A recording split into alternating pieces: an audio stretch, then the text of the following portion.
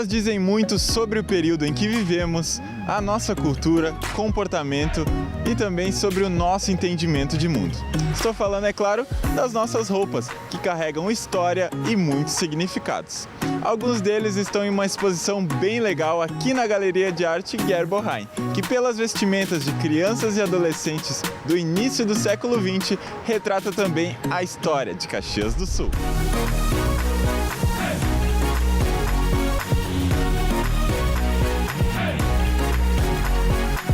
Então veste teu traje preferido e vem, que o Agenda Cultural de hoje está no ar.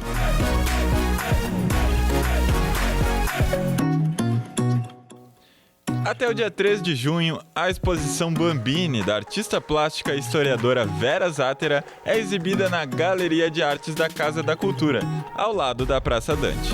A mostra conta com 70 painéis fotográficos, mais artigos de coleção, que ilustram as histórias por trás das vestimentas infanto-juvenis de meados de 1875 até os anos 1960. E eu comecei então a investigar como é que eles se vestiam e do porquê que estavam se vestindo daquela forma. Eu distingui duas coisas: o interiorano, aquele que morava na fazenda ou no interior, enfim, junto aos pais no interior, se vestia de uma maneira bem mais singela, né? E até com tecidos menos importantes, como algodão e, enfim, esse tipo de coisa, como é o natural de qualquer situação. E o citadino, o menino que vivia na cidade, a mãe em geral não trabalhava fora e ela era a costureira dele. Como não haviam lojas de roupas, os trajes eram confeccionados pelas mãos talentosas dos próprios pais das crianças. E a inspiração vinha dos então chamados figurinos, que nada mais eram que revistas de moda. Quem ditava as tendências era principalmente a realeza europeia. Tem momentos que, se tu olhares os painéis que estão aqui na mostra, que tu vais perceber que o menino está vestido de marinheiro, por exemplo, está? Ou de quartel, né? Então, se ele está vestindo de marinheiro, era porque os filhos da rainha da Inglaterra vestiam os seus filhos de marinheiros. E as meninas, tu vais ver que elas estão como bonecas. Elas estão enfeitadas como se fossem bonecas.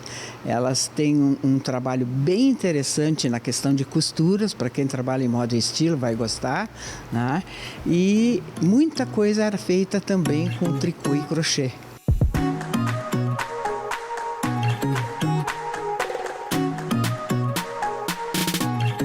Essa menina, por exemplo, tá? O detalhe que essa senhora, essa costureira, ou essa mãe, né, executou nessa roupa é uma roupa de lã, tá? Que tem nervurinhas, as costureiras vão me entender. As nervurinhas são costuras muito delicadas para que pareça que tenha uma prega, mas na verdade não é, né, tá? Ela repetiu no peito e no final da saia. E a ondulação da parte de cima é uma ondulação que até hoje é difícil de fazer, porque a perfeição da ondulação depende da qualidade de quando tu está trabalhando na tua máquina. As máquinas de antigamente não eram como as de hoje, que tu chega e coloca o número 5, o número 10, o número 20 e ela faz o que tu queres. Não, na época não, ela só costurava reto.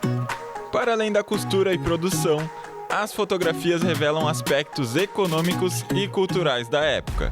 Detalhes como a utilização dessas roupas apenas para ocasiões especiais e famílias inteiras vestidas com o mesmo tecido eram hábitos comuns dos imigrantes europeus. Tirar uma foto, então, era um evento. Tinha um momento de vestir o dia a dia, que era aquele que a criança brincava, ficava de pé descalço, aquela coisa toda, e tinha o momento de ir ao estúdio fotográfico, que então, aquilo que a gente chamava que era a vestimenta domingueira, aquela que ia à missa, que ir à missa era um evento, não é, para a colonização aqui, não é?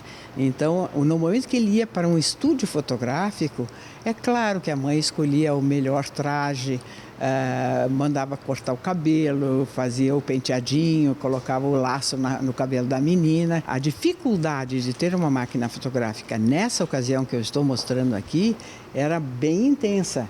E ao contrário do que se pensa, não era assim todo dia que eu vou fotografar. Tinha mães que eram exibidas, entre aspas, e que iam todos os anos fotografar o seu filho. Mas ainda assim eram anos, né? Sim, o ano seguinte, quando ele fazia aniversário. Mas era um momento especial. O surgimento dos celulares e a praticidade para tirar fotos acabaram com esse hábito, que durou até algumas décadas atrás.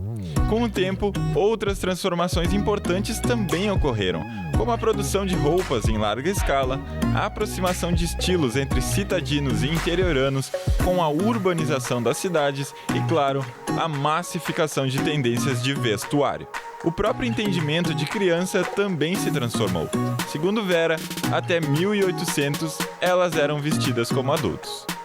No momento em que a realeza aceita que a criança é diferente deles e começa a vesti-las como criança, a população inteira vai atrás. E aí vem todo um entorno lá, mas tu vais ver aqui, inclusive, que são imagens do início do século XX e tem meninos que estão usando bengala. O que é isso?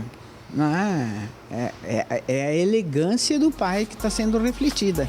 Como o foco de tudo é as crianças, nada mais justo que um espaço destinado a elas. A mostra conta com mesas e cadeiras infantis e livros para a garotada colorir. As escolas da cidade podem visitar a exposição com um agendamento prévio.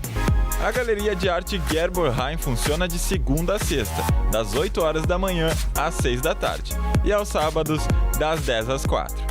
A entrada é gratuita.